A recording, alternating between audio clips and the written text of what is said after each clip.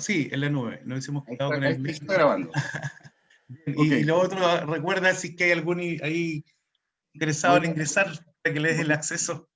voy a Como decía hacerlo. Alejandro. A ver, y ahí sí se puede ver. Me imagino que pueden ver relativamente bien. Muy bien. Bueno, el hecho es que el problema de Echeverría es amplio, porque es un autor que nos lleva a todos lados. Digamos. Yo diría que es un filósofo sin más. No solamente escribe en español, que es algo que a nosotros nos sirve mucho. Hoy por hoy está siendo traducido al inglés y en cualquier momento van a empezar a hablar de esto en otros idiomas, si es que no lo están haciendo ya. Quisiera dividir esta presentación en una breve introducción biobibliográfica a Bolívar Echeverría, muy breve, y luego hablar de los conceptos donde están estos tres y algunos otros más. Ya que es una clase de filosofía, en vez de poner muchas imágenes, puse las citas, ¿no es cierto? Y espero parafrasearlas e ir mostrándoles a través de ellas qué es aquello que Bolívar Echeverría nos alumbra. Entonces, tenemos una imagen de un joven Bolívar Echeverría. Brevemente, nace el 31 de enero del 41, 1941, en Riobamba, eso queda al sur de Quito, una de las ciudades importantes que tiene, no de las más importantes, pero tiene un volcán ahí, el Chimborazo, al frente, que es impresionante, es como el volcán Osorno, cosas así. Él tiene una vida que bueno, nace ahí, pero rápidamente se mueve durante su niñez a Quito, y tiene una vida relacionada con una clase media quiteña del siglo XX, lo cual es, bueno, el padre es comunista y la madre es católica, digamos. Bueno, él recibe una educación jesuita ahí en Quito, en el Colegio Mejía, que es como equivalente al Liceo de Aplicación, al Instituto Nacional, ese tipo de colegio. Donde, claro, esa vida pequeño burguesa que pudo haber tenido del Ecuador de mediados del siglo XX, que le entrega, por cierto, varias posibilidades en términos de un acervo cultural, ¿no es cierto? Que es algo que después nos damos cuenta constantemente en Bolívar Echeverría, ¿sí? Todas las cosas que sabe y esa como intuición que tuvo para poner problemas. En Quito tiene bueno, termina en Mejía, hace algunos cursos en filosofía en la Universidad Central, según recuerdo, se hace amigo de un grupo de gente que son los sánsicos. Los sánsicos son los jíbaros, ¿no? Un grupo de arte en realidad, de literatura y arte, con el cual va a compartir mucho hasta que el año 61 se va a estudiar alemán, con una beca del DAD, a Friburgo, en ánimo de estudiar con Heidegger. Lo cual le va muy mal porque ya Heidegger no va a clases y tampoco le va a dar clases a alguien que además está aprendiendo alemán, imagínense. Y deriva a Berlín, a la EFU, a la Universidad Libre de Berlín, en la cual, bueno, entiendo que desarrolla una actividad académica como estudiante, pero justo ayer leía en uno de los textos, no hay certeza si terminó ahí el Magister Artium. Pero es un personaje, incluso ustedes pueden buscar Freie Universität Bolívar Echeverría, van a encontrar algunos videos de Bolívar Echeverría que están hechos ahí en la Freie, que son bastante buenos. O sea, se le reconoce como alguien que pasó por la Universidad Libre de Berlín y particularmente tuvo un compromiso político ahí. Recordemos que en la Universidad Libre de Berlín está Rudi Dutschke, ¿no es cierto?, que es el ideólogo del 68 alemán, que incluso le dice a Bolívar Echeverría, le pone un apelativo que es Roter Front Bolívar, Frente Rojo Bolívar. En esa época Bolívar Echeverría escribe sobre Che Guevara. Estamos hablando de Bolívar Echeverría joven, ¿cierto? Y colabora mucho con bueno, redes de estudiantes latinoamericanos en Europa y al mismo tiempo colabora con una cantidad de revistas de este grupo llamado Los Sánsicos que está funcionando en Ecuador. A propósito de esas redes y a propósito de que su primera esposa va a estudiar a México, él de una otra forma deriva en México y hace una carrera, encuentra ahí, digamos, su segundo hogar. Y ahí Alejandro, podemos... disculpa, ¿sí? ¿puedes ver lo del acceso? Es la última interrupción que hago. Chatear, dicen. Solo hay No, chat. en participantes deberá aparecerte los que están en ingreso y ya ahí cerramos nomás por el horario además. Sí, hay dos personas. Bueno, Cristian Valdés. ¿Listo? Bueno, me parece... Disculpa, viejo. No, no hay Ahora problema, no sí. hay problema. Ahí sí. Ya. Estamos entonces todos. Bien. Entonces prosigo. Voy a ir un poco más rápido por el tiempo. En México ya encuentra bueno, llega a México con su esposa, de una otra manera, ahí, conoce a Sánchez Vázquez, empiezan sus estudios, incluso en UNAM, se vuelve, diría yo, un personaje que hoy por hoy es central para la UNAM, digamos, y para México. Hoy día tú vas a México y encuentras los libros de Bolívar Echeverría en las principales librerías. La gente sabe quién es Bolívar Echeverría. Y precisamente porque estamos hablando de que llega el año 68 a México, de 68 al 2010, ¿no es cierto? El 5 de junio de 2010, cuando muere, ha hecho una pareja importante. Escucho unas voces que sabes que silenciar, algunos de los participantes. Ahí sí. Bueno, hay una gran producción de bibliografía filosófica y no solo filosófica. Tenemos actividades en México que usted puede ver, bueno, en la Gaceta del UNAM, el libro Ciranda, por ejemplo, son todos sus intereses en cine, en arte, en literatura, y al mismo tiempo tenemos toda esa producción filosófica que son sus libros. Usted se puede meter a Libgen, ¿no es cierto?, librería Génesis, y bajar buena cantidad de la bibliografía que está disponible de Bolívar Echeverría.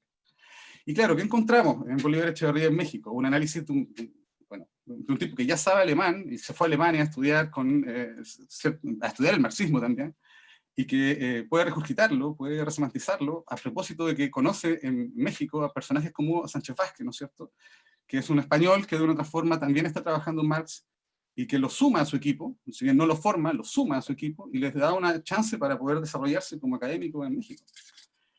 Y luego, claro, tenemos toda la historia que es propio Bolívar Echeverría, o sea, amigo de Carlitos Monsiváis, amigo, bueno, entidad siempre comprometida con la crítica, proyectos con gobiernos políticos, contra historia en términos literarios, y críticos, filosóficos, históricos. Es un pensador que nos da espacio para pensar con la tradición, con el canon, con la filosofía continental, porque lo conoce muy bien, y al mismo tiempo nos hace dialogar con otras disciplinas.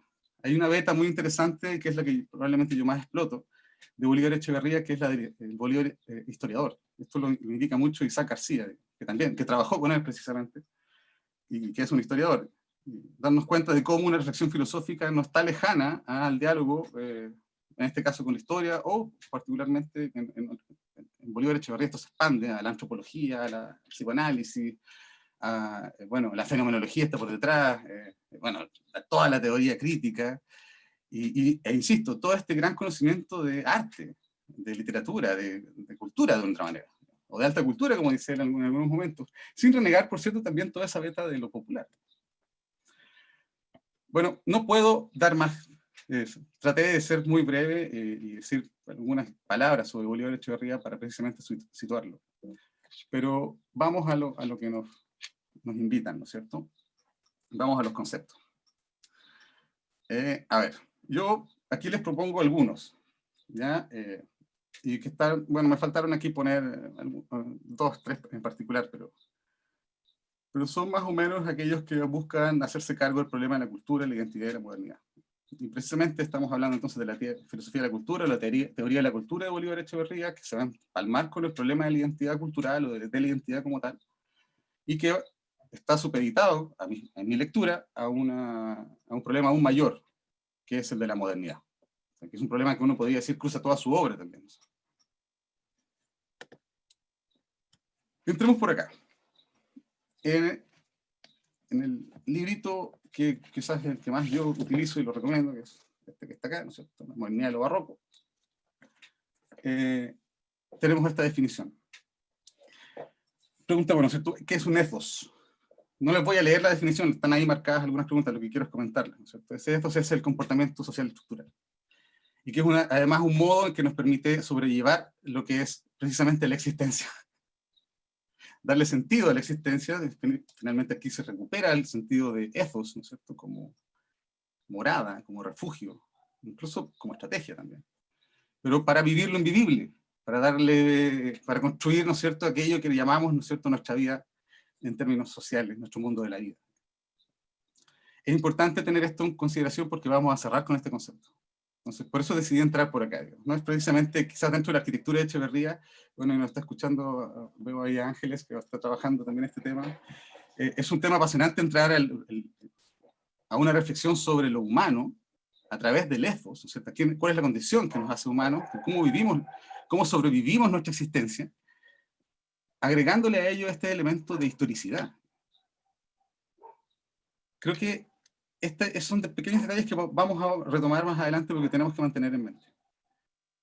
Porque al parecer, claro, el ser humano tiene este comportamiento, con el deambulo en el mundo, va construyendo su refugio, y eso parece que diera paso a una teoría de la cultura. Es lo que llama él, si se puede leer bien ahí, la dimensión cultural. Eso está en otro librito bien fácil de conseguir, también está en Lipkin, que es la definición de la cultura. Este es un libro este es un libro propiamente de antropología filosófica, uno podría decir. O sea, para el curso usted cae parado, porque usted está dialogando con la antropología, está dialogando con la lingüística, está dialogando con la semiótica, está dialogando con la fenomenología, bueno, con la teoría crítica, está dialogando con incluso las propuestas feministas de aquellos años. Entonces, a ver, en esta definición de cultura, ¿no es cierto? Primero habría que hacernos cargo del... Bueno, a propósito de lo que acabo de decir, que hay una comprensión semiótica, que la noción de cultura en Echeverría es todo menos esencialista. Perdón, claro, es todo menos esencialista. Evade constantemente esencializar cualquier noción de cultura. Y precisamente si vemos en esta definición, lo que habría que destacar son, por un lado, esta acotación a una circunstancia histórica, nuevamente, el ethos histórico, y también este momento dialéctico. Ahora, la dialéctica en Echeverría, bueno, hay una Aufhebung, debería haberlo, ¿no es cierto? Pero básicamente aquí lo que hay es una funcionalidad y una relacionalidad entre la noción de cultura, o esta dimensión cultural de la vida, que tiene el ethos por detrás, ¿no es cierto? Y que es coextensiva a esta vida humana que finalmente va a formular una particularidad, que es la noción de identidad. Esta particularidad, por cierto, que es un poco la definición que se da acá, y va de la mano con la noción de cultura, volviendo a lo que decía hace un momento, se fundamenta en esta lectura semiótico-ontológica, digamos. Más bien una noción de la cultura como código, de la identidad como un estado de código. O sea, esa entrada precisamente nos permite evadir completamente el esencialismo. O sea, aquí las culturas son algo que son básicamente códigos culturales. Códigos que se comparten, digamos, y que efectivamente en términos de códigos, y viendo todo el trabajo que hacen en este libro, ¿no es cierto?, en términos de su diálogo con la lingüística, hay un proceso comunicativo por detrás, ¿no es cierto? Esto configura, digamos, un código que al mismo tiempo está siendo alterado. Y aquí viene precisamente en términos de este estado de código, esta noción transitoria o evanescente. Hay otro textito bien bueno que con Carolina lo trabajamos desde el inicio, que es identidad evanescente, y que aquí está un poco el eco con la noción de realidad evanescente. O sea, esta identidad cultural, o esta identidad, o esta cultura aunada, no son algo completamente estático, inmóvil, sustancial, sino que por el contrario, es algo que está en pleno proceso de actualización. Su modo de ser es constante reactualización, y actualizaciones, y actualizaciones, resemantizaciones, traspasos de códigos, y que eso forma la cultura. O sea, la cultura no es esa quintesencia que usted puede tener del chilenismo, eso no existe. Lo que existe son códigos que están cambiando constantemente y que, claro, podemos ponerle la etiqueta del ser chileno o ser ecuatoriano, pero no es correcto. Precisamente porque la definición nos lleva a que esto esté siempre más pensado en movimiento. Yo diría que por ahí va la...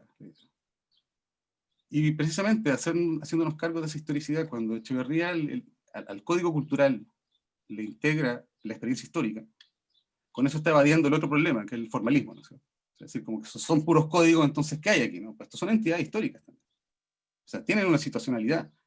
Pero esa situación, esa condición histórica no es que o sea, va a estar en cambio. Va a estar sujeta a transformarse, digamos, que es su esencia. De estos problemas se derivan algunos temas que para mí son gratos de conversar, digamos. Esta relación entre cultura e identidad, y más bien la noción de identidad, da lugar al problema del mestizaje en Echeverría. El mestizaje es un término súper cargado, biologicistamente pensado es horrible, ha hecho un daño terrible en términos de la construcción nacional que tenemos, no solamente en México o en Chile o en toda América Latina, donde la idea del mestizaje nos come, ¿no es cierto? Aquí yo he hecho en mis clases el ejercicio de preguntar quién aquí no es mestizo, y salvo en las clases que hago fuera de América Latina, la gente no se reconoce mestizo, pero en América Latina son todos mestizos. Nadie va a decir, yo soy caucásico, yo soy alemán, bueno, no sé en el sur, quizás sí, pero igual se sienten chilenos y probablemente la idea de mestizaje sigue operando ahí. La gracia de Echeverría es entrar al problema del mestizaje, sacar el biologicismo, es decir, ese es el wrong way, eso nos lleva a problemas que vamos a discutir más adelante precisamente con la idea de la actitud. Y vamos a integrar el problema de la cultura, o este mestizaje cultural, en términos, comillas, semiótico-ontológicos con el concepto de codigofagia, que es más o menos la propuesta conceptual que tiene Bolívar Echeverría para entender precisamente este gesto de construcciones de cultura e identidad o de identidades culturales. En la definición que tenemos acá es re interesante, por un lado, asumir que de partida acá hay una distinción de las asimetrías de las relaciones de poder, ¿no es cierto? Hay dominadores y dominados. Y Echeverría nos hace una tensión, dice, bueno, hemos entendido esto siempre en términos de que el dominador le impone al dominado. Pero no nos hemos dado cuenta que precisamente para esa imposición, el dominador ha tenido que adecuarse, y ha tenido que cambiar, y ha tenido que aceptar y negociar mucho para poder mantener ese dominio. Esto nos abre la puerta a pensar precisamente no solamente las relaciones de asimetría, o sea, entre dominador y dominado, sino precisamente desde ellas ver los gestos de, comillas, interacción o intercambio, la relacionalidad que habría entre ellos. Eso me parece un elemento fundamental, porque yo que trabajo con antropólogos, con historiadores que tienen otra noción de cultura, en donde la codigofagia podría ser una fortaleza, digamos. Precisamente por este gesto de reconocimiento al vaivén, al juego entre el dominador y el dominado. Un juego que no es baladí, digamos, pero que por cierto tampoco cierra oportunidades precisamente a aquellos, por un lado, que tienen que mantener el dominio, van a tener que cambiar, y aquellos que como dominados van a tener que adecuarse a la dominación. Y por ello intervenirla también. Una figura, y aquí para un poco para que pensemos como Echeverría, que nos permite pensar la codigofagia, y que él utiliza como un ejemplo, bueno, no es el único, pero es el ejemplo, es Marina Malinche, que es una figura fundamental en la historia mexicana, ¿no es cierto?, en la historia colonial mexicana, es la traductora cultural de Hernán Cortés, el conquistador, y estamos celebrando precisamente los 500 años de esa gesta, ¿no es cierto?, entre 1519 y 1521 cae Tenochtitlan, y precisamente cae gracias a Marina.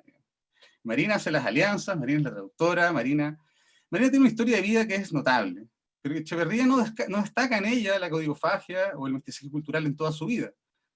No es porque ella fue madre de Martín Cortés, ¿no es cierto?, y por eso y madre del primer mestizo, comillas, tampoco es que sea el primer mestizo. No es eso aquello que le entrega esta particularidad. En esta imagen, por ejemplo, tenemos claramente, esto está sacado del lienzo de Tlaxcala, del fragmento de Texas. Tenemos a Marina siempre con el dedito dando indicaciones, como que tiene una actitud. Y esto lo vas a ver en miles de materiales de la época del siglo XVI mexicano. Cuando aparece Marina, Marina siempre está al lado de Cortés y siempre está diciendo cosas, o está diciéndole cosas a otros.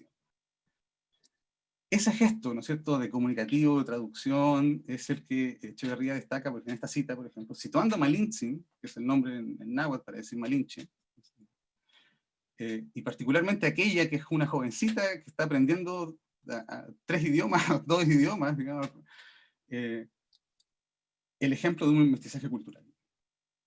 Precisamente no por su condición biológica, sino por ese comportamiento activo, ¿no es cierto?, esa capacidad de resemantizar, ¿no es cierto?, de llevar a cabo este ejercicio codicofágico. O sea, la historia de Malina parte con que ella la encuentra y la donan, bueno, la donan, la entregan, digamos, a las huestes de Cortés como dádiva, ¿no es cierto?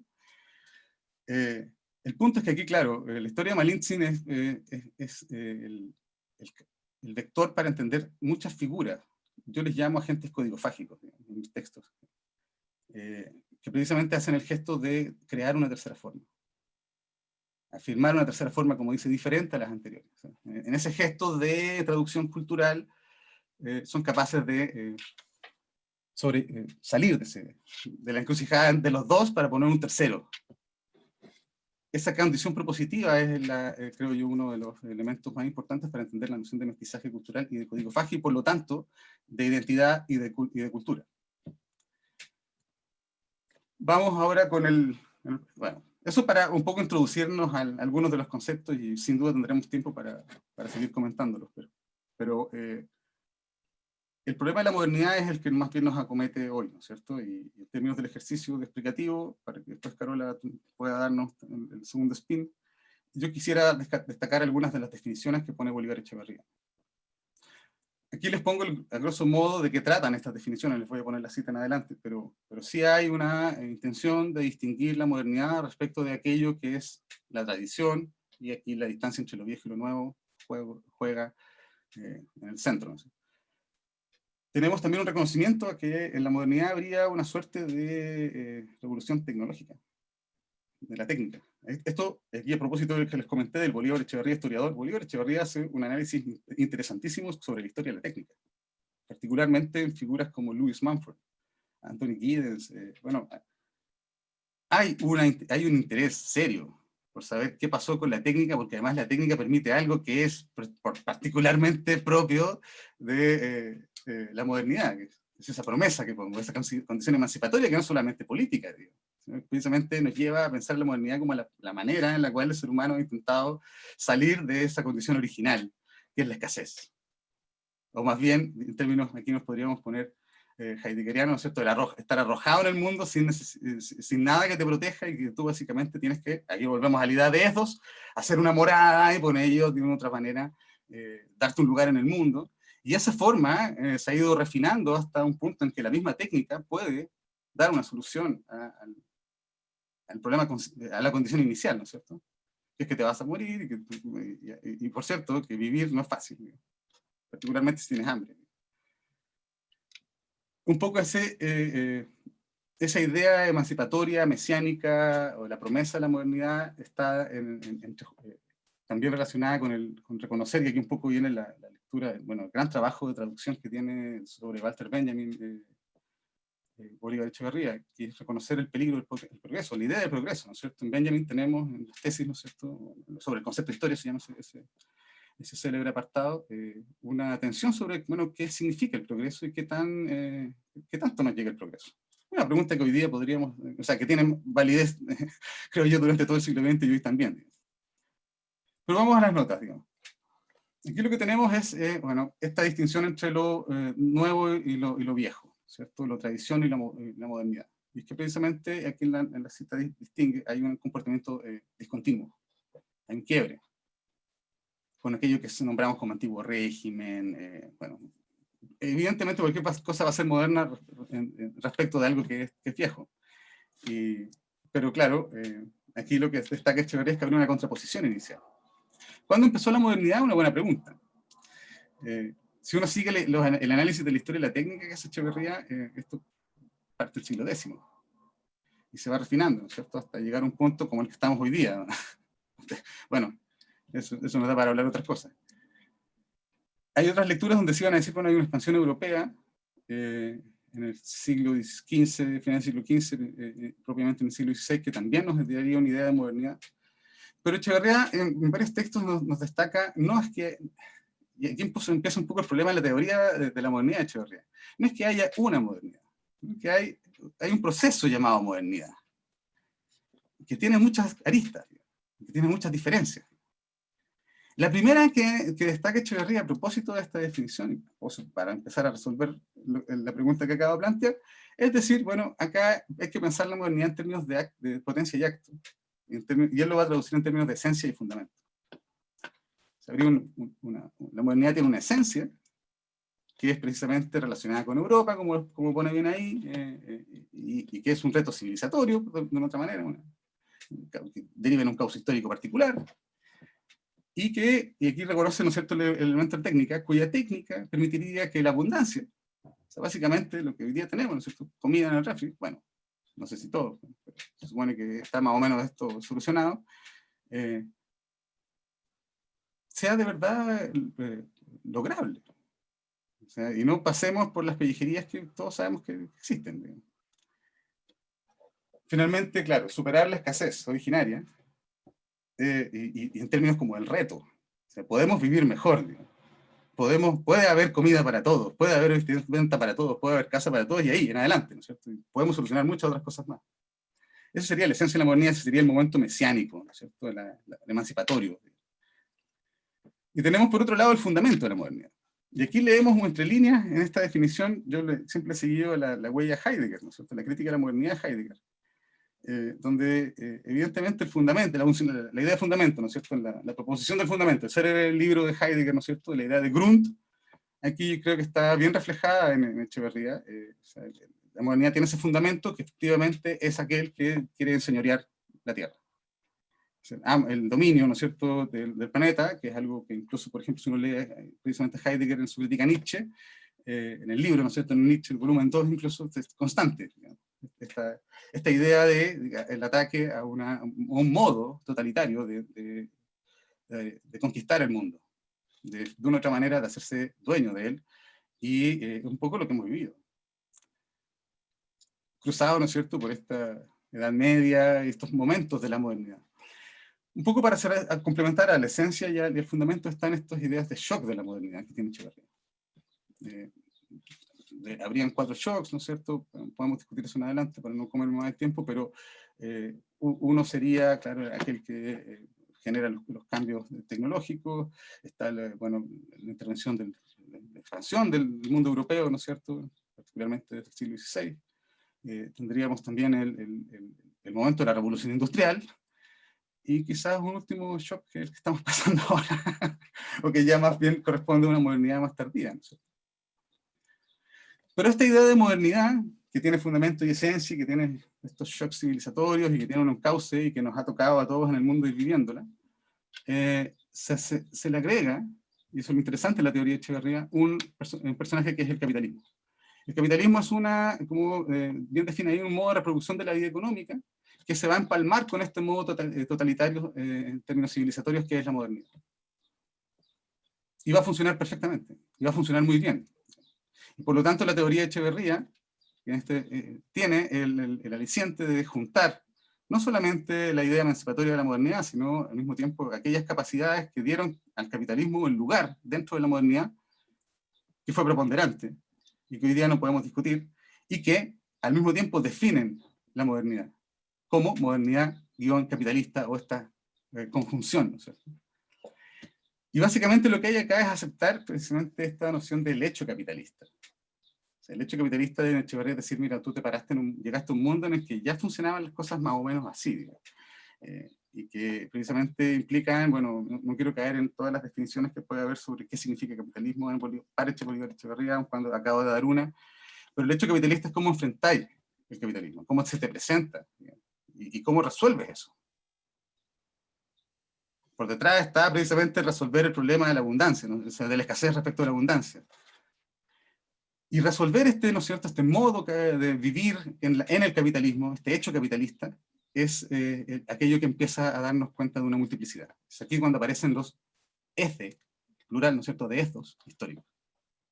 Aparecen 4 modos que pone Echeverría para entender la modernidad y para dar esta modernidad capitalista, para ver cómo a lo largo del caos histórico, aquí podemos pensar también con Brodel, que es un otro historiador no marxista que lee mucho Bolívar Echeverría.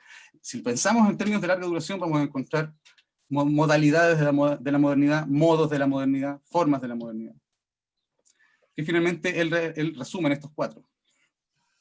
De esto podemos conversar más adelante. Aquí claramente está la noción de ethos histórico con la que comencé, pero al mismo tiempo está esta etiqueta que Echeverría recoge de de la historia del arte, de la cual, y que más o menos tratan de explicar cómo ciertos grupos humanos y sociedades en una condición histórica determinada fueron sobrellevando el problema de la modernidad capitalista.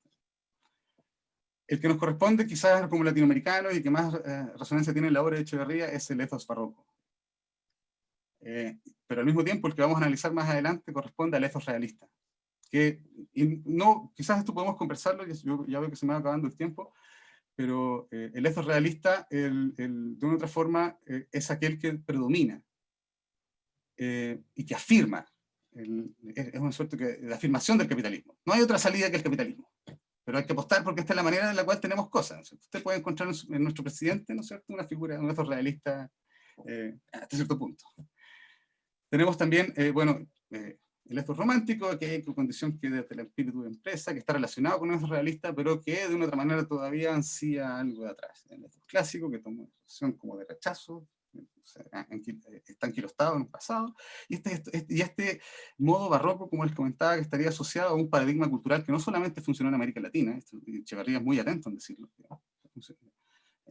pero que en América Latina tiene un spin, una particularidad. Y alguien podría, no sé, aquí recordar precisamente la figura de Malintzin como una entrada para pensar lo barroco en América Latina, aunque hay otras más, digamos. Particularmente el libro La modernidad de lo barroco les invito a pensarlo. Pero sería estúpido, ¿no es cierto?, y lo digo bien, no considerar que Echeverría, el problema de Echeverría no es la descripción mera de la modernidad capitalista, sino también ponernos frente una suerte como de zanahoria para que pensemos en una modernidad alternativa. Una modernidad alternativa que no significa que sea aquella o sea, que esté relacionada solo con una de las 4 descripciones que ya dimos, o que, como bien dice Bolívar Echeverría, son estas 4 descripciones las que están funcionando, tuvieron un apogeo, ¿no es cierto?, en cierta época, pero no han dejado de existir.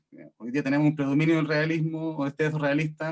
En el siglo XVI y siglo XVIII tuvimos un predominio de un ethos barroco, pero eso no significa que hoy día no encontremos al mismo tiempo como un presidente con un ethos realista, mucha otra gente que sigue funcionando en términos barrocos, como sus ministros de salud, que no sabemos qué están haciendo, por un ornamentalismo.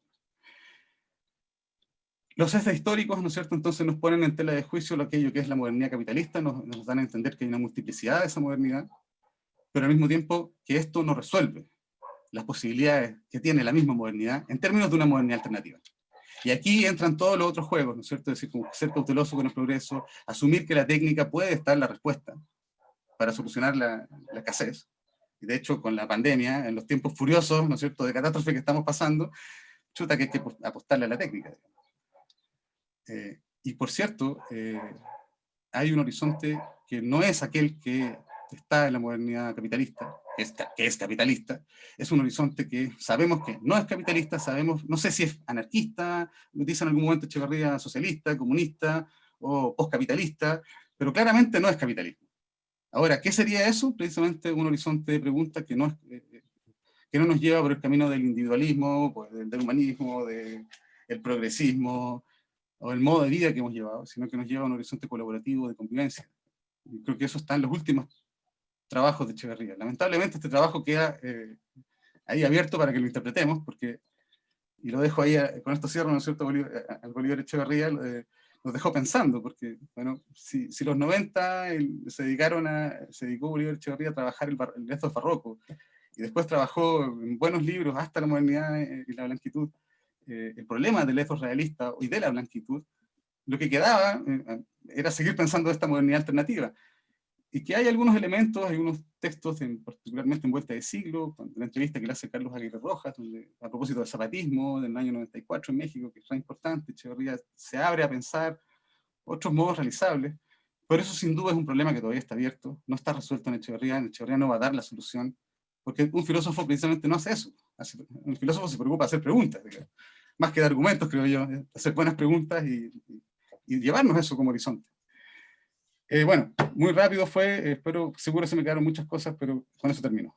Así que les agradezco. Muchas gracias, Alejandro.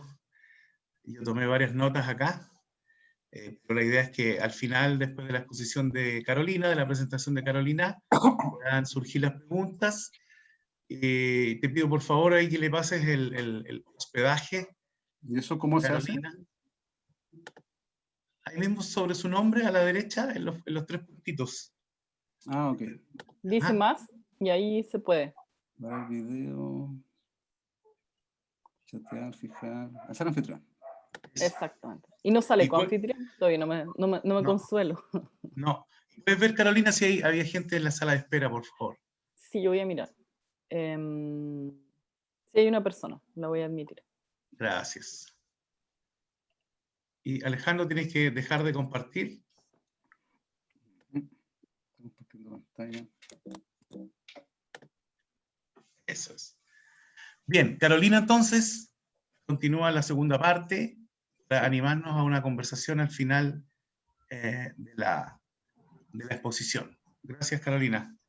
Gracias a ti, Fernando, por la invitación. Bueno, y primero, antes de comenzar a hablar propiamente de Bolívar Echeverría, ya que una tiene la oportunidad de ir a visitar a otras personas en sus clases de pregrado, una cosa interesante que les puedo comentar, y es la razón por qué Alejandro está acá, tal cual él decía, nosotros nos conocemos hace mucho tiempo, Alejandro y yo, mejor no decir cuánto, pero este interés común nace justamente porque Alejandro me cuenta de qué está trabajando, yo le contaba qué estaba haciendo en el doctorado. Mi trabajo es mucho más cercano, si lo tuviera que poner como especialidad, y por eso lo digo así, en filosofía moderna y contemporánea, y justamente son, de alguna manera, las personas a las cuales está criticando Bolívar Echeverría. Entonces, resultó ser que por compartir nuestros intereses, como seguramente muchas de las personas que están acá lo hacen con sus amigas y amigos, es que pudimos llegar a hacer cosas también en común. O sea, eso, ya que tengo la oportunidad de decirlo con gente de pregrado, se los comento. O sea, una no piensa sola, eso jamás sucede, y tampoco piensa en el aire. O sea, nuestro pensar siempre está situado porque vivimos en determinadas condiciones, porque están pasando cosas alrededor nuestro, y también mucho de esto surge por las cosas que conversamos con nuestras amigas y amigos. Entonces, en este caso, cuando Fernando, tú me invitas a hablar de Bolívar Echeverría, porque habíamos ya tenido una actividad con Alejandro respecto de él, yo tomé la oportunidad de invitarlo porque él sabe mucho más que yo en cuanto a especialista de Bolívar Echeverría, y yo soy una curiosa que me intereso por algunas de las cosas que nos ayuda a pensar en el presente. Entonces, no podía privarles a ustedes de la oportunidad de conocer una persona que conoce muy bien a Bolívar Echeverría acá en Chile, y se da esta oportunidad de hacer la clase de A2, que también es muy entretenido, porque ya ahí ya si ustedes están como medios aburridas y aburridas, o no se les ocurre qué preguntar, ya entre Alejandro y yo tenemos harto que conversar. Entonces eso es una cosa que les quería comentar, que creo que vale la pena no perderla de vista. Y bueno, yo también tengo un PowerPoint que no está no es ni tan extenso ni tan elaborado como el de él, así que mi intervención va a ser un poco diferente, porque creo que voy a comenzar comentándoles algunas cosas como antecedentes de lo que es el término de la blanquitud, que es a lo que me voy a referir yo, y luego me gustaría reparar en algunas referencias directas de Bolívar Echeverría o de algunas personas que lo estudian. Una cuestión interesante es que Bolívar Echeverría se puede ser catalogado, y es catalogado dentro de los pensadores marxistas. O sea, por lo tanto, él, cuando nos acercamos a él, vamos a leer a una persona que está dentro de los marxistas, por así decirlo. Y en ese sentido, una cosa que parece interesante es que quienes lo estudian en cuanto marxista destacan que no es un dogmático, destacan que es una persona que realmente está haciendo el ejercicio crítico. ¿Qué quiere decir eso? Quiere decir que cuando leemos a Bolívar Echeverría, lo que nos está haciendo es hacer pensar. O sea, está ayudándonos a desmontar quizá algunas estructuras que están muy metidas en nosotras y nosotros, y él nos ayuda, digamos, a esto. En ese sentido, una de las cuestiones que a mí me llamó la atención cuando lo leí en primer lugar era la posibilidad de pensar con Bolívar Echeverría no solamente el problema latinoamericano, que es un buen asunto, sino que también dialogar propiamente en términos más universales, o sea, entregarle algo también a la herencia que tenemos occidental desde Latinoamérica. Y eso es una cosa interesante. Nosotros no solamente cerramos el pensamiento, sino que también lo podemos abrir a establecer un diálogo de vuelta, digamos, por así decirlo.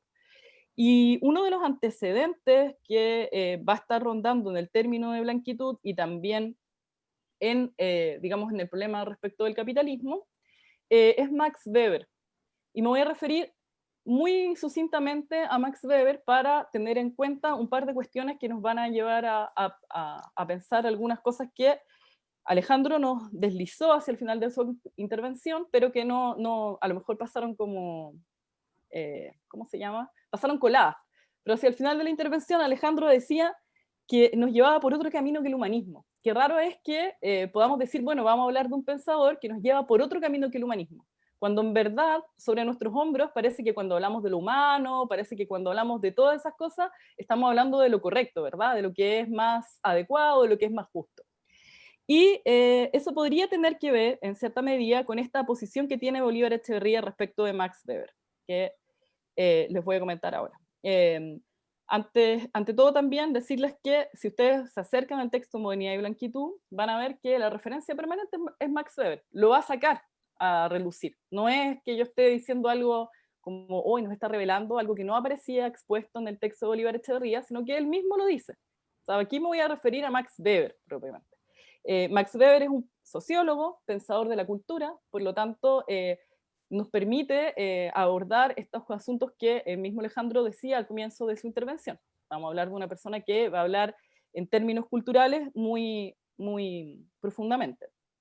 Y Max Weber va a ser un defensor del capitalismo. Pero no solamente va a ser un defensor del capitalismo, sino que él va a entender que así hay que ver el mundo porque ya está. No es que esté diciendo que es simplemente un ideal, no, el capitalismo ya está. Y hay ciertas condiciones que han hecho que el capitalismo prospere en el mundo. Y es un tipo de racionalidad, que es la racionalidad occidental, que ha hecho que el capitalismo prospere. Y esta racionalidad se puede contextualizar diciendo que los seres humanos actuamos de dos maneras cuando nos relacionamos socialmente. Una forma de actuar es actuando conforme fines, una acción racional conforme fines, que quiere decir que cuando voy a actuar, visibilizo mi acción conforme a las cosas que quiero obtener. Y otra forma de actuar, va a decir Max Weber, que también aparece siempre cuando los seres humanos actuamos, es la acción racional conforme valores. Es decir, no solamente actuamos buscando fines, sino que también actuamos buscando valores, o sea, buscando principios, buscando materializar ciertos principios. Y el capitalismo en ese sentido prospera para Max Weber porque no solamente es una acción instrumental, no solamente es una acción conforme a obtener cosas, sino que también tiene valores funcionando. Max Weber ahí es un poco complejo, no me voy a meter a determinar, a explicarlo muy profundamente, pero sí me interesa, por ejemplo, dejar en claro que en el caso de Max Weber, pese a defender el capitalismo para él siempre tuvo un límite, que es un valor que él no hipotecó, que es el valor de la humanidad, de la dignidad. O sea, si vamos a hablar de capitalismo, vamos a hablar de capitalismo con límites. ¿Y cuál es ese límite del capitalismo? Bueno, el límite del capitalismo va a ser el concepto, por así decirlo, de humanidad como dignidad. Es decir, solamente podemos hablar de un capitalismo adecuado cuando este capitalismo va a respetar la dignidad de las otras personas. Esto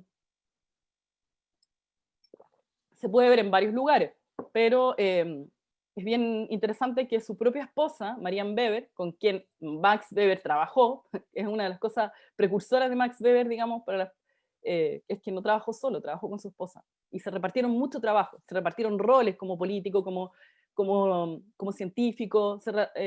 Marianne fue una parlamentaria, de las primeras parlamentarias mujeres en Alemania, esto fue una empresa, digamos, familiar. Pero ella misma dice, Max Weber siempre tuvo la intención de que no se perdiera el respeto por la humanidad, porque para él lo que le movía era Kant y Fichte. Esos eran los antecedentes de Max Weber. ¿Y en qué sentido? Bueno, ustedes entiendo que ya están en tercer año, seguramente en algún momento de sus vidas apareció Kant, y cuando Kant propone su moral, recordarán que limita toda acción para que sea moralmente buena con un imperativo categórico en cuyas formulaciones, una de ellas se refiere a la humanidad. Bueno, ese Kant para Max Weber era muy importante. No solamente el Kant de la crítica a la razón pura, que es el que abordan en general todos los sociólogos, juristas del siglo XX, sino que es. Y ese concepto de humanidad es el que le va a interesar a Max Weber destacar. Y esta es la última referencia que voy a hacer a él, y ya vamos a entrar en Bolívar Echeverría.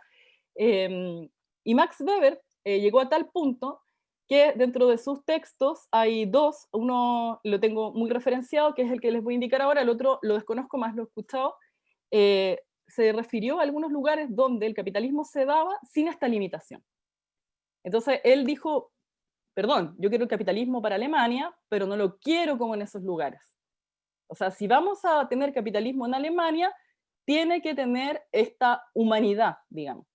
El comentario, si bien es muy positivo y uno podría decir, oye, qué interesante, Max Weber tenía límites respecto al capitalismo, a mí me interesa mucho Max Weber, por lo tanto lo estoy pelando con toda propiedad, y estoy referenciándolo con toda propiedad, él va a decir, hay dos lugares donde yo veo que el capitalismo funciona de una manera espantosa, sin limitaciones.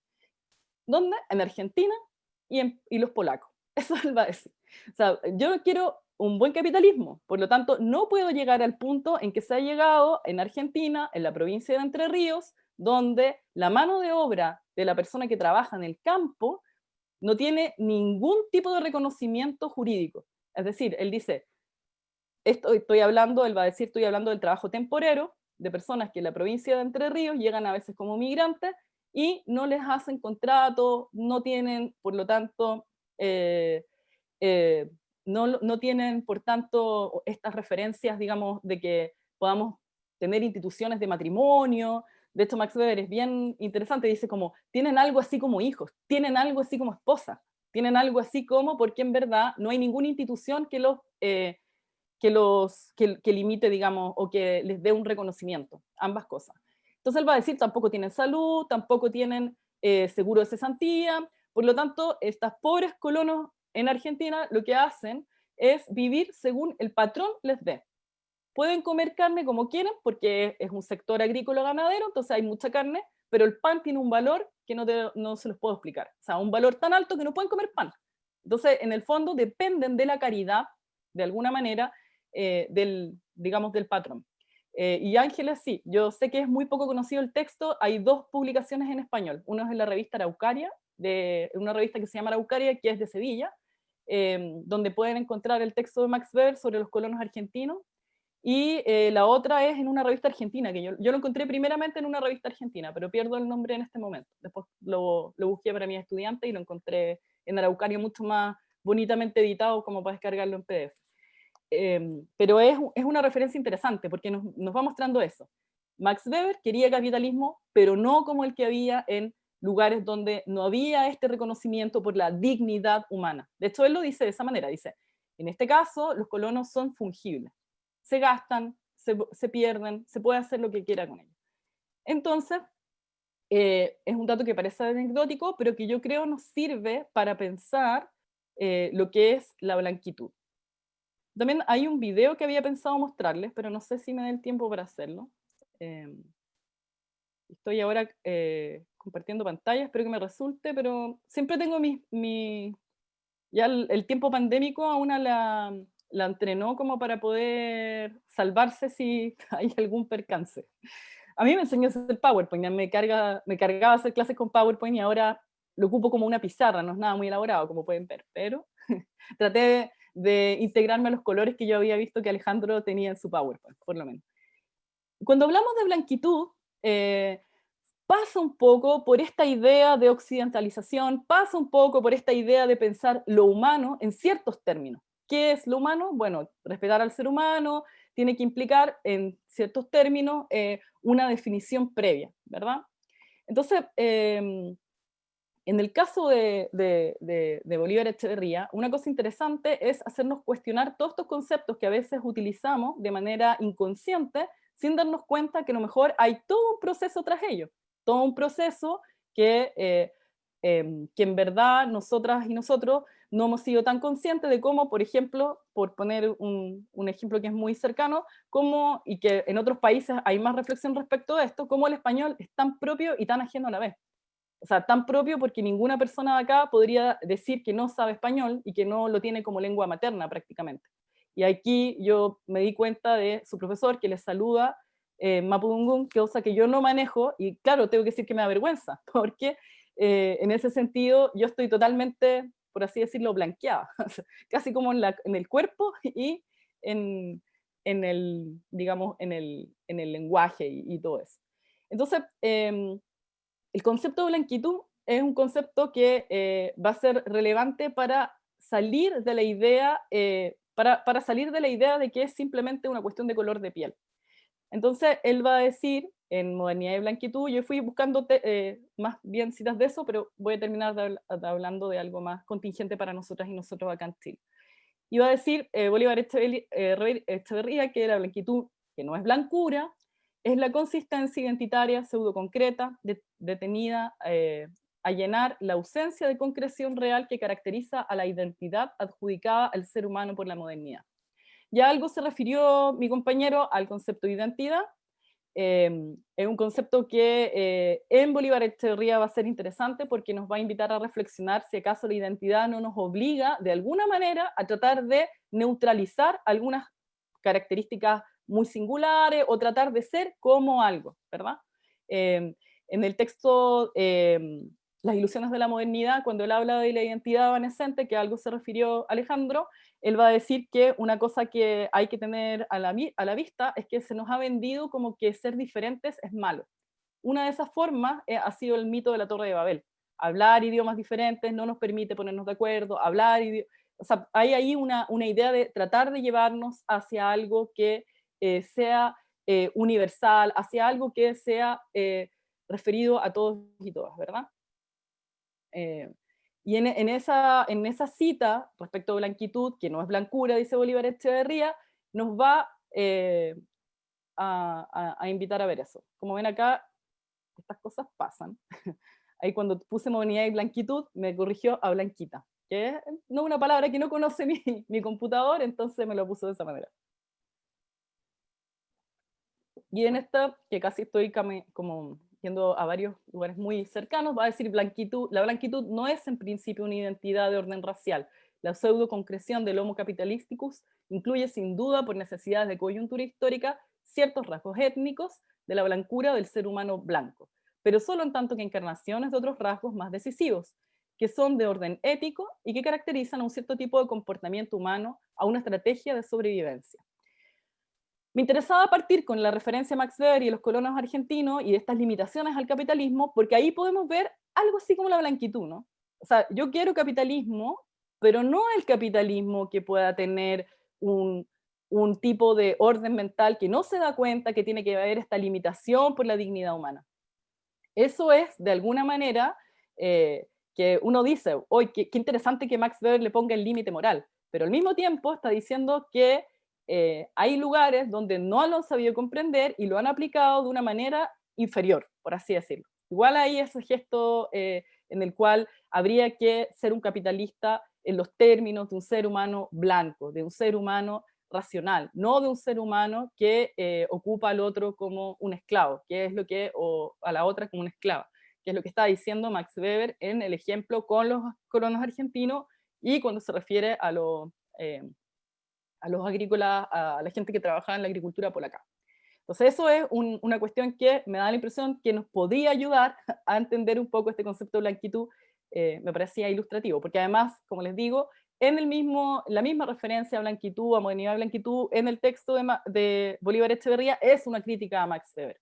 Es una crítica, digamos, a esta razón occidental que se ha impuesto de una manera muy solapada, justamente, porque acá, bueno, acá estoy citando también a Aureliano Ortega, que tiene un texto que yo recomiendo mucho, a mí me ha servido mucho para entender también la posición, no solamente la posición teórica de Bolívar Echeverría, sino que una cosa que me parece bien interesante de, por ejemplo, su no interés por los partidos políticos o su distancia hacia ellos, por no poder criticar, por tener que tener una posición. En el fondo, en un partido político uno siempre tiene que estar medio blanqueado respecto de los conceptos que se van manejando en ese partido, ¿verdad? O sea, no puedo hacer la crítica que en el fondo es la parte interesante de Bolívar Echeverría, marxista, porque hace la crítica, tiene ese gesto también aquí crítico de pararse y hacer este gesto. Entonces, aquí Aureliano Ortega nos va a insistir, va a decir blanquitud, que es otra forma de decir dominio y racismo, y que manifiesta la impronta reproductiva del capital en la interiorización de la idea que reproducen masiva y machaconamente los medios de comunicación, de que el entorno debe conservarse limpio y ordenado, mientras la apariencia física de los sujetos humanos debe ser pulcra, pulida en el uso del lenguaje y sobria en la actitud y el gesto. Ni más ni menos la negación determinada y puntual de nuestro barroquismo. Ahí vuelve a aparecer esto, aquí él hace la referencia al lenguaje, a mí, bueno, ustedes estudian filosofía, por lo tanto, probablemente hay más flexibilidad respecto al lenguaje. Yo trabajo en una facultad, que en su universidad seguramente también hay, de Derecho, por lo tanto, hay gente muy estricta con el uso del lenguaje. Y a veces cuando aparecen palabras que no son muy pulcras, digamos, que son muy del lenguaje coloquial, yo a veces les bromeo a mis estudiantes porque yo no tengo problema, pero yo sé que si van y dan un examen oral con otro colega, probablemente eso les vaya a causar problemas. Entonces, es una forma de ir blanqueando, digamos, de ir entrando en un estándar, cosa que también nos va a pasar ahora que cuando llegue hacia el final respecto a los conceptos mismos políticos que usamos. Y en ese caso, yo siempre les bromeo que el lenguaje de Gary Medel a mí me encanta. Por lo tanto, en mi clase pueden hablar de la chispeza, todas las cosas coloquiales que puedan saltar de por medio, pero cuando escriban se acuerden que esa chispeza no puede aparecer porque van a necesitar entrar en un estándar que requiere, por ejemplo, otro uso del lenguaje. Creo que eso también pasa mucho ahora con el uso del les, del neutro, digamos, del buscar ciertas palabras para poder mencionar ellos y ellas y ellas, ¿verdad? Donde igual pueden haber algunos problemas, pero una tiene que ingeniárselas para buscar la manera en que adecuadamente pueda hacer el gesto, digamos, diferente. Pero ahí Aureliano Ortega está aludiendo a eso. O sea, una cosa interesante es, por ejemplo, ver todas las críticas marxistas que hay a las cuestiones hegemónicas, donde en verdad a veces una, sin darse cuenta, empieza a recibir esta información y hacerla propia a través de la televisión, a través del doblaje de películas. Todo el mundo, aquí crecimos muchas personas con el doblaje español, ¿no? De las películas que daban en la tele. ¿Por qué se doblan las películas, por ejemplo? Bueno, para generar una homogeneidad del lenguaje, ¿verdad? Para que la gente no hable diferente. España, que fue un lugar muy castigado con el franquismo respecto de su diversidad lingüística, bueno, obviamente necesitaban una unidad, necesitaban una apariencia física, pero no solo física, también en el lenguaje, en la actitud, de una uniformidad, por decirlo de esa manera. Entonces, aquí ya vamos entrando a las cosas que a mí más me interesa con el término de blanquitud y también con el tema de la modernidad, con todo lo que hace Bolívar Echeverría, su posición crítica respecto a la modernidad. Esto es todavía en modernidad y blanquitud, él va a decir las formas sociales no son otra cosa que órganos o medios de sublimación de un autosacrificio, de una represión productivista que en principio ha perdido ya su razón de ser. Y voy a mostrar inmediatamente el último porque acá está también parte de lo que mi compañero estaba indicando antes. El racismo étnico de la blancura, aparentemente superado por el racismo civilizatorio o ético de la blanquitud, se encuentra siempre listo a retomar su protagonismo tendencialmente discriminador y eliminador del otro, siempre dispuesto a reavivar su programa genocida. ¿Qué dice Bolívar Echeverría respecto de esto? Que es súper interesante que como latinoamericanos veamos cómo llega el colonizador, que podríamos decir tiene un gesto parasitario quizás tiene un gesto parasitario respecto a Latinoamérica, pero que aún estando dentro termina siendo el dominador. O sea, es una situación súper, podríamos decir, súper paradójica, súper paradojal en ese sentido. O sea, súper paradojal como en ese sentido se intercambia, digamos, el rol, siendo que es eso lo que sucede. Él va a decir lo siguiente, va a decir que hay un defecto en esta estructura entonces de la blanquitud. O sea, que es que el huésped, que es parásito, subordina al anfitrión y debe cuidar ahora a este anfitrión para que no se extinga. Es decir, con todas estas herramientas que nos da el mundo occidental, terminamos poniendo, por algo menos controvertido, podrían ser las zonas de sacrificio, ¿verdad? Donde las personas que viven en las zonas de sacrificio no deciden que son zonas de sacrificio, son impuestamente zonas de sacrificio, o por ejemplo, cuando se habla de que hay que cuidar o tener algunas políticas especiales para indígenas, que a ustedes, en el lugar que están emplazados, les cae algo propiamente tal. ¿Por qué? Si son los originales, pero finalmente terminan siendo no los originales, sino que terminan estando dentro de estas políticas del parásito que termina estando como dominador, ¿verdad? Pero en verdad eso sucede también prácticamente con todos los conceptos políticos que usamos. Una de las cuestiones interesantes, me parece, y con esto voy a ir terminando porque voy llegando a mi tiempo, es que con Bolívar Echeverría uno se podría volver a preguntar todos los conceptos que usa, incluso el de Estado. ¿Por qué lo digo? El concepto de Estado es un concepto que está en crisis hace mucho tiempo, y él no es el primero, muy por el contrario. Ya la Escuela de Frankfurt, a cual él se refiere permanentemente, habla particularmente de la paradoja que tenemos con el concepto de Estado, de un Estado que decimos que va a ser un Estado que nos va a permitir hablar en términos seculares, que nos va a permitir hablar en términos plurales, ¿verdad? Y que termina opacando toda esa pluralidad. Que al fin y al cabo la estructura de un Estado autoritario es la misma que de un Estado democrático, porque su origen lo tienen en este caso, en el que ustedes a lo mejor ya lo han oído mencionar, en el contrato social, que lo tienen en ciertas premisas del derecho civil, ciertas premisas que nos llevan a una idea de individualidad, no de una idea común. Y en el caso de Bolívar Echeverría, uno podría ayudarnos a pensar, por ejemplo, qué queremos decir cuando decimos Estado. Porque si lo ocupamos así como lo ocupan todos, y a mí me da mucha risa que me toca escuchar varias veces, lo he visto mucho por Facebook también, que la gente dice queremos un Estado robusto, queremos un Estado más fuerte.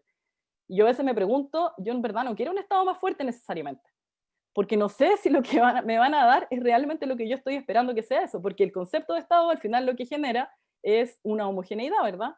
Trata de, y esta es más bien una pregunta que yo me hago, y agradezco que hay personas que están acá en la sala que deben saber más que yo aún de Bolívar Echeverría y otras cosas, y que seguramente me van a ayudar a seguir pensando en esto, porque nos podríamos preguntar, ahora que estamos en un momento constituyente, ¿acaso las estructuras políticas que nosotros usamos no son una forma de blanquitud? ¿No son una forma en buscar una identidad que lo que hace es justamente ir en contra de todas esas diferencias? Entonces, no sé, este tema de la blanquitud, que es un tema muy cercano para todas y todos nosotros. Y yo estaba buscando un video que había encontrado que lo tenía muy pensado, pero como mi computadora anda lento no lo he podido encontrar. Si lo encuentro así al final se los voy a mostrar. Pero la blanquitud es un tema que nos acompaña como solapadamente a veces. Solapadamente porque a veces no queremos reconocer que de alguna manera tenemos algo de racismo, ¿no?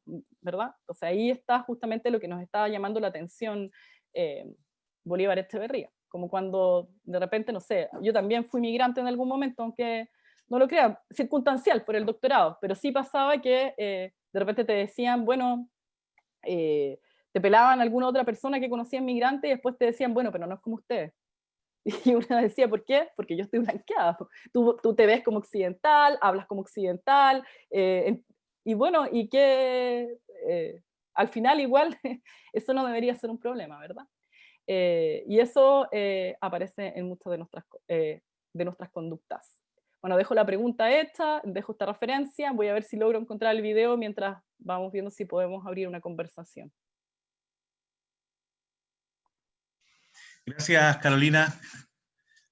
Gracias, Bruna. Ella dice que le decían Bruna en su curso, así que no es ni una falta de respeto decirle Bruna. No, para nada, para nada. Ya.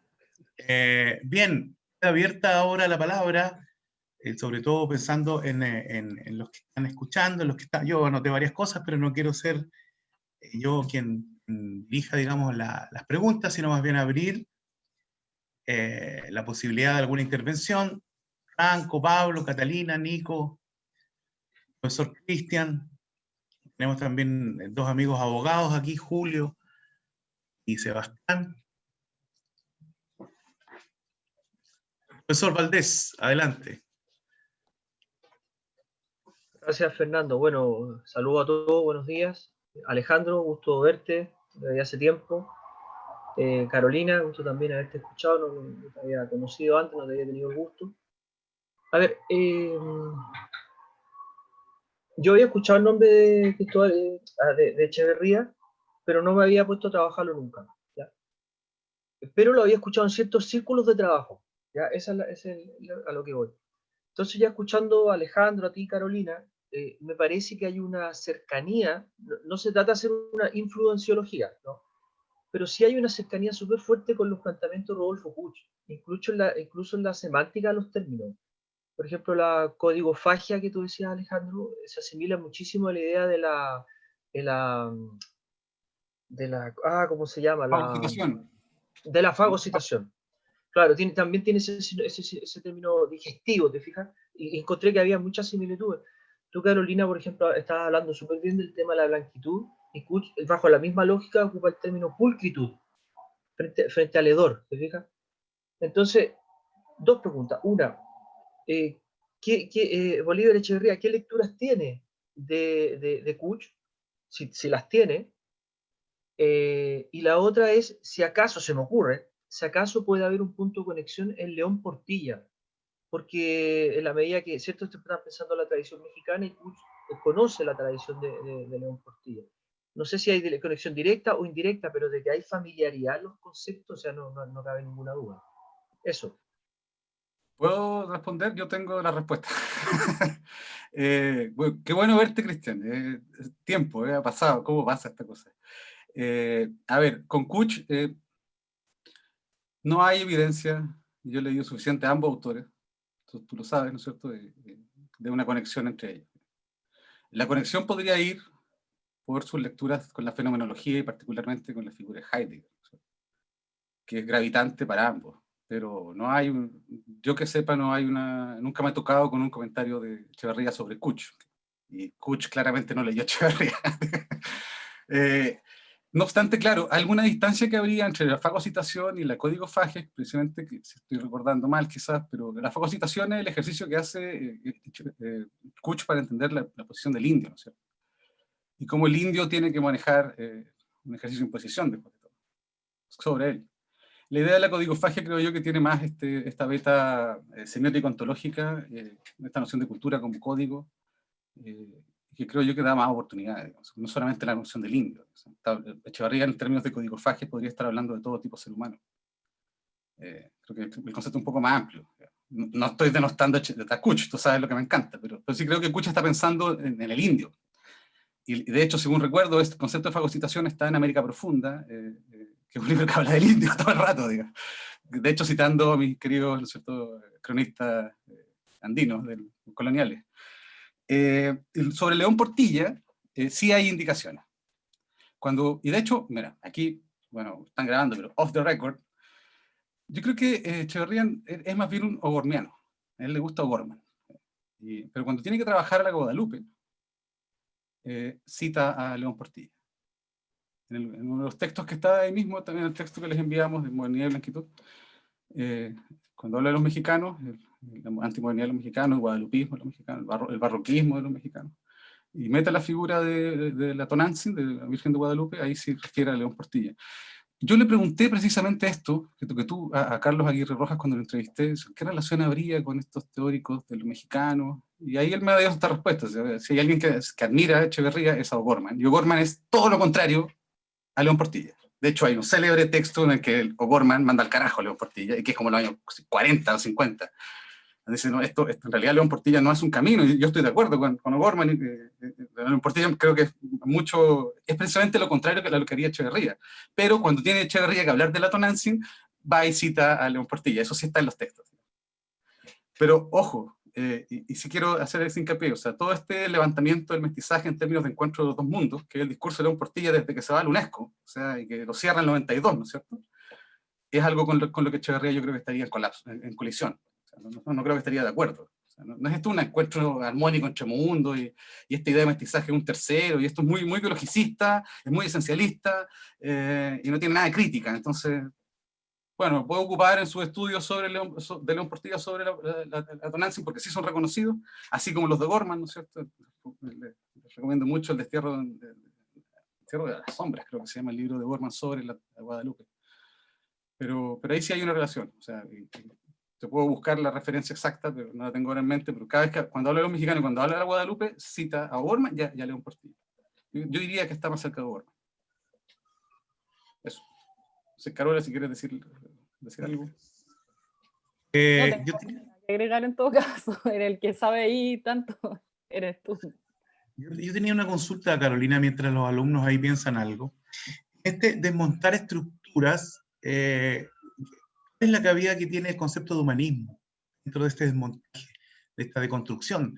Pienso, por ejemplo, en la crítica, claro, que hace Heidegger a Sartre en Carta sobre el Humanismo, pero también en Carta sobre el Humanismo hay una crítica directa al concepto mismo de humanismo. Entonces, no sé si ahí hay un desmontaje también desde Bolívar Echeverría a propósito de esta idea de humanismo. Yo también puedo decir algo. Echeverría entiende, bueno, van a tener de Puchingol acá. Quizás todavía está Ángeles por ahí, que Ángeles también sabe bastante, así que podría colaborar. Sí, La provocamos para que hable. la Eh, provocamos. Parte tú ahora. bueno, ahí yo lo dije en un momento, cuando en un textazo, un super texto donde se explica que es el gran problema de la modernidad, ¿no es cierto? El texto que se llama Modernidad y Capitalismo, 15 tesis, que están en las ilusiones de la modernidad. Ahí Echeverría describe unos rasgos característicos de la vida moderna, dentro de los cuales están los 4 que yo nombré, y uno de ellos es el humanismo. El humanismo finalmente va a ser situado como un problema para criticar, porque es uno de los rasgos de la vida moderna capitalista. Así como lo es el progresismo, así como lo es el racionalismo, que ha destacado muy bien Carolina, y también, y algo que es muy interesante en Echeverría, y que nos lleva a otro ámbito de los estudios de Echeverría, que es el urbanicismo, que es la vida en ciudades, ¿no es cierto? Y hay trabajos preciosos, y son cortitos además, esos no están en la red en todo caso, pero si alguien va a México los puede comprar, los estudios sobre la ciudad de Echeverría son preciosos, muy bien hechos, digamos, y ahí el problema de las ciudades gigantes como Ciudad de México, no sé, Osaka, el Cairo, que son parte de una vida moderna que pues, hacia allá vamos, o sea, las ciudades chicas como Santiago van a desaparecer eventualmente, se van a empezar a vivir en Coruscant, como dirían los fanáticos de Star Wars, ciudades mega urbes, ¿no es cierto? Entonces estos 4 rasgos son aquellos que, dentro de los cuales está el humanismo, aquello que Echeverría quiere desmontar. Entonces, por lo tanto, y sí yo diría que estaría, bueno, si bien es un gran admirador de Heidegger, es un gran crítico de Heidegger. Y Sartre es uno de los autores, junto con Unamuno, del Echeverría joven. O sea, Sartre sí los lee, de hecho, mira, no solo por vanagloriarme, pero yo tengo la primera edición del primer trabajo que hizo Bolívar Echeverría en México, que es un Al revés. punto sobre, ¿verdad?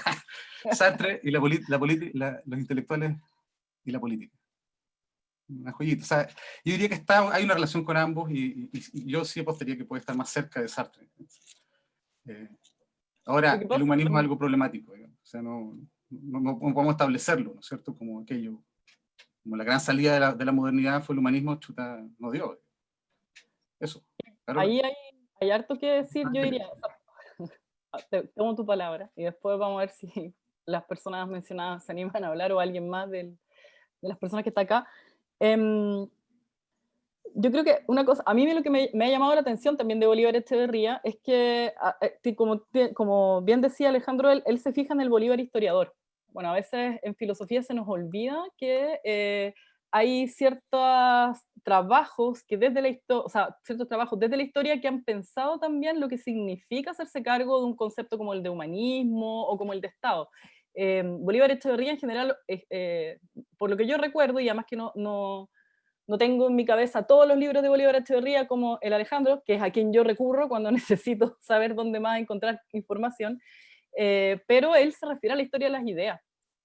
Hace referencia a la historia de las ideas justamente por este proceso que es volver a contar las cosas. Y no solamente volver a contar, sino que darse cuenta que todo esto, y aquí estoy casi citando lo textual, es como el mito de Sísifo, ¿no?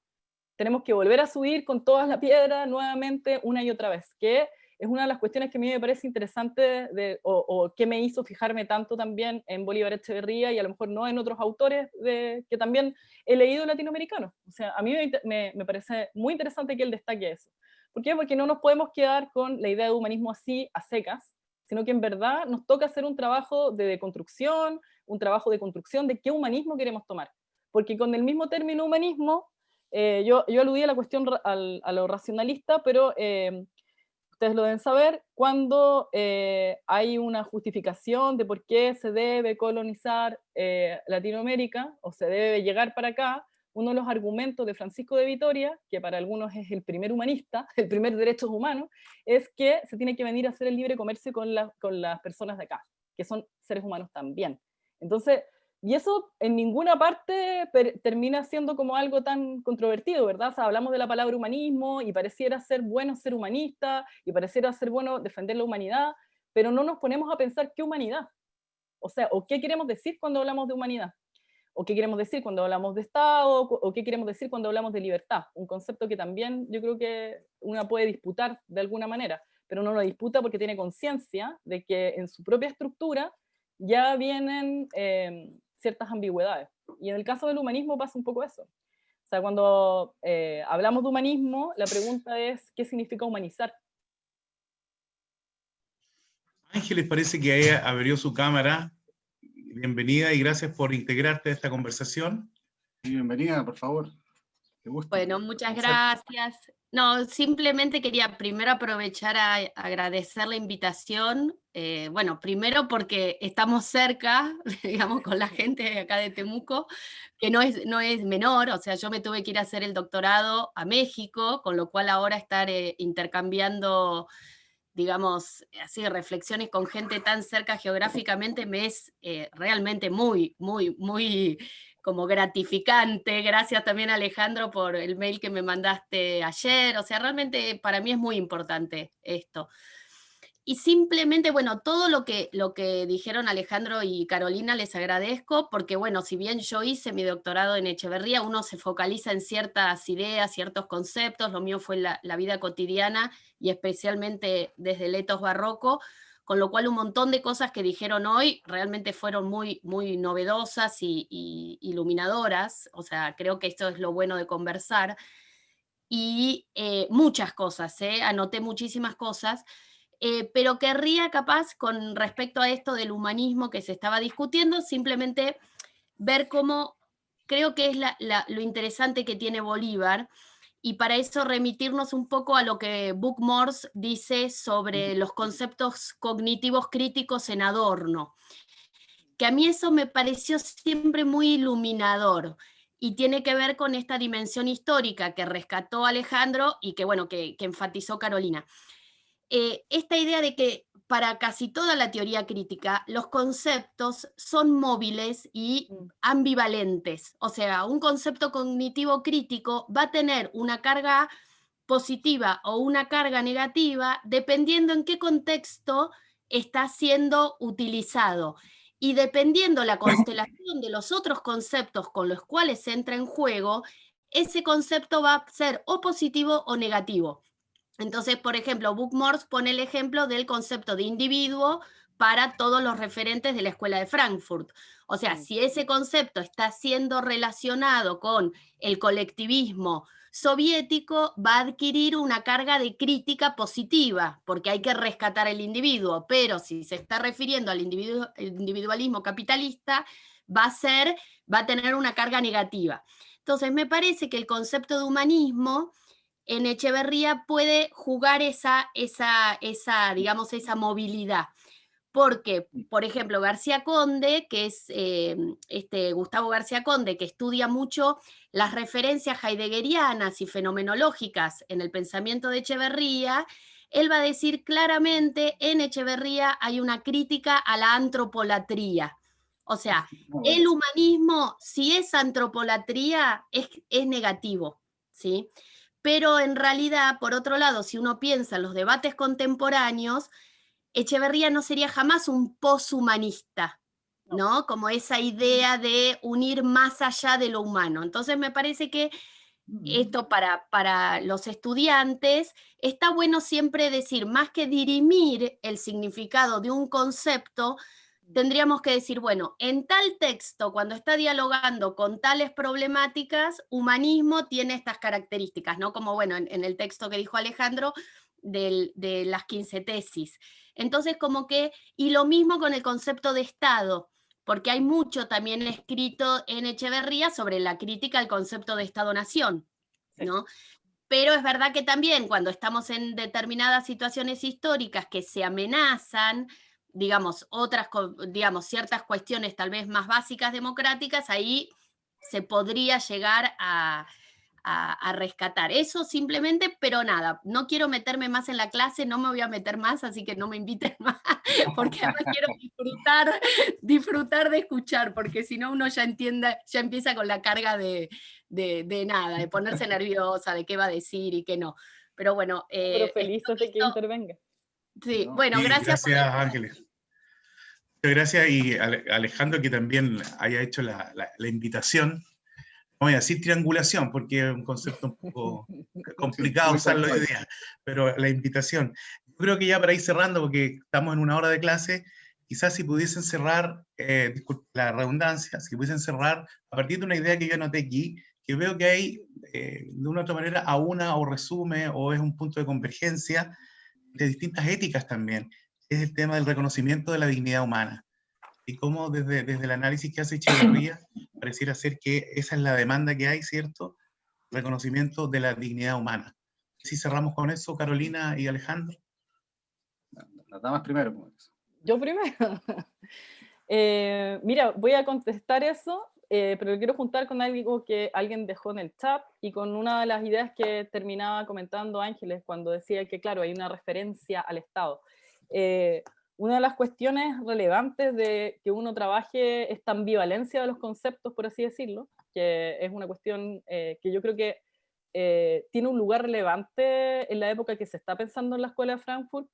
No lo pienso solo en ellos, lo pienso también incluso los malos, Carl Schmitt o los otros sociólogos que estaban en esa época pensaron justamente en lo que podía significar esta ambivalencia de los conceptos propiamente. Si una quiere disputar algo, si una quiere defender un concepto que está en crisis, como puede ser el mismo de Estado, necesita criticarlo. O sea, lo peor que podemos hacer cuando estamos en una estructura, la que sea, si la queremos defender, es dejarla así como si no hubiese pasado nada. O sea, yo creo que lo interesante justamente es esa idea como de crítica, esa idea de crítica que podemos tener respecto de los conceptos que usamos a veces casi sin pensarlo. Cuando hablaba Ángeles, yo pensaba también que a mí me gusta recordarlo justamente para hacer este eco local, o sea, de que nosotros también hemos pensado en ese mismo tipo de cosas, en Jorge Millas, cuando él defiende la idea de individualidad, defiende la idea de libertad, pero la deconstruye. Y él mismo hace ese trabajo. O sea, voy a agarrar a Hayek y voy a ir a escribirle una conferencia en contra, criticando su idea de libertad, porque eso no es la libertad. Yo defiendo la libertad, podríamos decir en palabras de Millas, pero esa no, ¿verdad? Bueno, es un poco lo que pasa acá. Entonces, en ese sentido, si uno quiere dignificar la humanidad, por así decirlo, y quizás no estoy contestando tan directamente tu pregunta, Fernando, pero debería hacer ese gesto crítico. O sea, si vamos a pensar con dignidad, bueno, tenemos que dignificar la humanidad, significaría hacer ese gesto crítico. Y lo pensaba porque alguien ahí dice en el chat que el capitalismo no tiene límites, que es incontrolable, que es una ilusión creer que tiene algo humanidad. Sí puede haber sido la ilusión de Max Weber, pero él también ahí tuvo un pensamiento crítico. Trató de criticar un cierto concepto de capitalismo, con todo lo malo y todas las críticas que le podamos hacer al mismo. Y la única manera que tenemos como para poder realizar cambios sociales o que pasen cosas es justamente tener esa actitud crítica. Entonces ahí, no sé, a mí me parece que sí, que uno podría pensar la dignidad de la humanidad en ese contexto. Pero justamente porque tenemos que ser conscientes de todo lo que estamos hipotecando cuando hablamos de estas cosas. Cuando hablamos de humanidad, estamos hipotecando algo, estamos hipotecando a lo mejor la diferencia, o qué es lo que está pasando ahí. Y en ese sentido, creo que no te contesté directamente, pero es una reflexión que a mí me quedaba pendiente, de haber escuchado la respuesta de Ángeles, de haber escuchado tu pregunta, de haber leído, como una ya se entrenó con esto de que hay que mirar el chat, escuchar, o sea, como este año en Zoom ha generado como otro tipo de herramientas, ¿no? Que no teníamos previamente. Yo antes nunca hubiese hecho eso, o sea, tener un ojo acá y otro allá, muy difícil. Gracias, Carolina. Alejandro, entonces, para cerrar esta jornada. Bueno, primero les quiero compartir en el chat, a propósito de eso, los videos de Echeverría, que seguro algunos ya conocen, pero los que no, ahí está él hablando y lo va a decir siempre mejor que todos nosotros, y en memoria de él. A ver, creo que Echeverría tiene en su vida un compromiso no solamente con la dignidad, es un compromiso político profundo, no solamente con el humanismo, creo, o con alguna categoría, sino que es un gesto muy... Bueno, Javier Sigüenza, cuando lo invitamos, siempre hablaba, cuando le preguntaba sobre cómo era Bolívar. Yo no lo conocí personalmente, decía, no, muy amable, hospitalario, alguien diría muy humano, o humano demasiado humano, parafraseando a Nietzsche. Alguien que era capaz de compartir lo que sabía, digamos, y también cauteloso de él mismo, digamos, cuidadoso de lo que dice. Esa idea de quizás como de Sorge, ¿no es cierto?, que no encuentras en Heidegger a veces, un tipo que se preocupa. Creo que el compromiso que él maneja desde su entrada al Colegio Mejías, creo, su padre, la influencia de sus padres, lo lleva no solo a reconocer, insisto, la idea de dignidad, sino que a dar espacio a la posibilidad de otra cosa.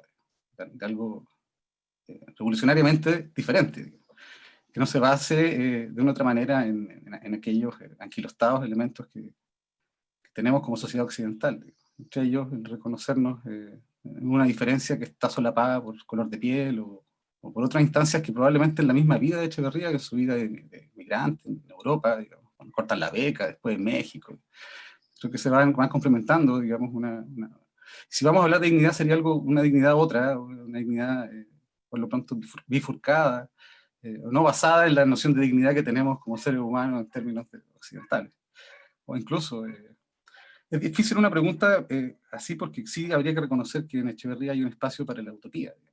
Por eso hablo de una dignidad otra. O sea, no está en contra, pero hay un espacio mesiánico, un tipo mesiánico después de todo. Yo de ahí me quiebro con Echeverría porque yo no soy mesiánico, pero es un pesimista mesiánico, como decía Carlos Aguirre Rojas, digamos. Y tiene este espacio para la utopía donde sí puede haber no sé si a nivel de reconocimiento, que sea un término cargado. Hay un texto muy bonito te lo recomiendo, Fernando, se llama Lo político en la política. Está en Valor de Uso y Utopía, es uno de los libros que pueden bajar en Libgen, donde claro, ahí ahondan en la idea de ese mismo, se lo regalé a Caro hace poco, ahonda en la idea, bueno, hegeliana, ¿no es cierto?, las sociedades natural, civil, y luego política. Él está pensando en una sociedad política, si vamos a entender el reconocimiento de eso, desde ese punto de vista hegeliano, podríamos entrar a aspirar en esta utopía hacia una sociedad política donde no solamente la dignidad, sino la convivencia. Yo trabajé 3 años en temas coloniales, yo Echeverría lo utilizo, no soy, o sea, he leído mucho Echeverría, pero yo lo utilizo para otras cosas. Sí me he dado cuenta que se dan espacios para lo otro. Solo para cerrar, y para entrar en colisión también un poco con Ángeles, yo sí creo que no es un poshumanista, pero sí piensa lo no humano, en esta dignidad. Esto es para cerrar precisamente, es lo que más me interesaba decir. Hay que pensar aquello que es lo no humano, y hoy día estamos parados en medio de eso. Es precisamente lo digital, el virus, que no es ni siquiera un ser vivo, digamos. Entonces tenemos que pensarlo, aquello que nos rodea, esa alteridad radical. Aquí hay diálogos que uno puede encontrar, precisamente porque esta es una clase de antropología, con la antropología de mi tío Viveiros de Castro, ¿no es cierto? Todo lo que es la cosmopolítica, puede encontrar también herramientas para pensar, no como Echeverría, pero sí este modo que sería lo otro. Eso. Muchas gracias de todas formas. Bien, muchas gracias Alejandro, Carolina, a los colegas que ingresaron, Ángeles, Paulina, Raquel, Sebastián, un gran amigo de la casa y de filosofía, profesor Valdés también, nos ha acompañado durante este semestre en algunas asignaturas acá en la UCT, y a los alumnos sobre todo, que la clase es para ellos, ¿cierto? Esta oportunidad realmente de poder dialogar, de poder conocernos también a través de esta plataforma, yo diría que es como mirar un poquito el vaso medio lleno, y nosotros hemos sabido sacarle provecho a esta instancia. Es un lujo, la verdad, para nosotros poder escucharlos, poder dialogar. Creo que para los alumnos es un lujo también, académico, intelectual, tener acceso, digamos, a aquellos investigadores e investigadoras como han compartido durante estas 3 sesiones sus trabajos, su reflexión, sus líneas, más que líneas de investigación, porque terminan siendo también casi proyectos de vida. Así que muchas gracias a todos, tengan un buen fin de semana, cuídense y nos estaremos viendo en otra oportunidad. Muchas gracias. Gracias a ustedes. Gracias a ti. Sí, Bueno gracias. verlos a todos. Saludos, Hasta luego. Cristian, chicos. Gracias, chao. Chao, chao.